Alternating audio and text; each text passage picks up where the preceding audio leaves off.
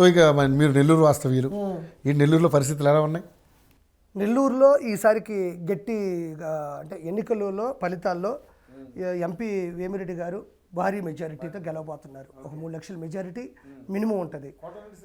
కోటరెడ్డి శ్రీధర్ రెడ్డి గారు కూడా అంటే ఇంతకుముందు ఆయన ఎవరైతే ఉన్నారో ఆదాల ప్రభాకర్ రెడ్డి గారు అనే వాళ్ళు అంత అక్కడ ఎక్కువ ఇష్టపడేది లేదు.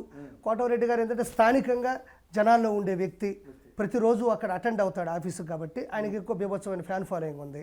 రెండోది వైఎస్ఆర్సీపీ నుంచి వచ్చేసాడు, అక్కడ ఆగడాలు తట్టుకోలేక. సో అది కూడా ఎందుకు వచ్చేసాడు అన్న ప్రశ్న కూడా సమాధానంగా ఉంటుంది. ప్రశాంతి రెడ్డి గారు కోవూరు, ప్రసన్న కుమార్ రెడ్డి 30 సంవత్సరాలు చేశాడు. ఈ రోజుకి సరైన రోడ్లు లేవు, సరైన పాఠశాలలు లేవు, సరిగ్గా ఒక చెరువు లేదు. ఒక వ్యక్తి 5 సంవత్సరాలు ఉంటేనే ఏం చేయలేదని ప్రశ్నిస్తే 30 సంవత్సరాలు ఉంటే ఏమీ చేయలేదంటే అది ఎంత పెద్ద ప్రశ్న ఉండాలి. కాబట్టి వాళ్ళు గొప్ప మార్పు కోరుకున్నారు. ఆ బూతులు పురాణాలు ఇలాంటి వాడు మన కుద్దరస్వామి అని. సో ప్రశాంత్ రెడ్డి గారికి అదొక పెద్ద ప్లస్ పాయింట్.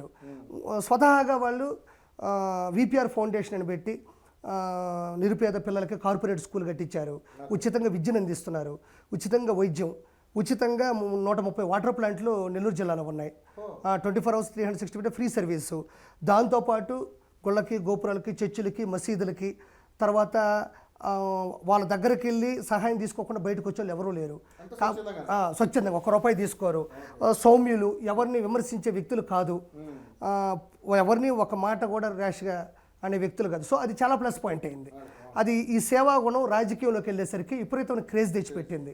సో ఉదయగిరి కావచ్చు, కందుకూరు కావచ్చు, ఆత్మకూరు కావచ్చు, ఇటు వచ్చేసి సర్వేపల్లి కావచ్చు, రూరల్ కావచ్చు, సిటీ కావచ్చు, ఇవన్నీ కూడా వీళ్ళు చేసే ఆగడాలని చూసి భరించి ఒక 70% మంది చాలా సైలెంట్గా ఉన్నారు.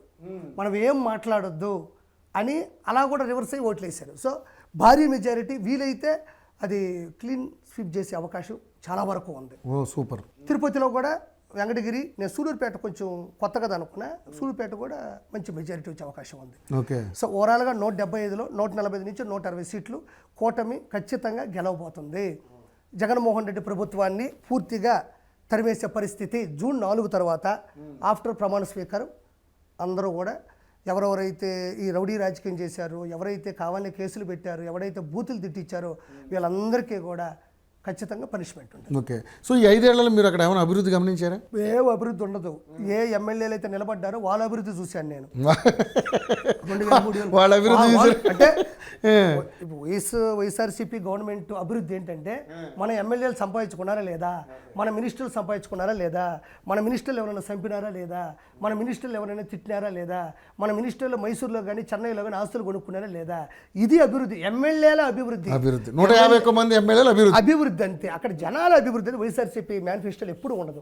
మనం ఎర్రోళ్ళం కాబట్టి, గొర్రెలం కాబట్టి నమ్మినాం, కానీ వాళ్ళు ఎప్పుడు అలాంటి అభివృద్ధి అనే పదమే వాళ్ళకి చేదు. అది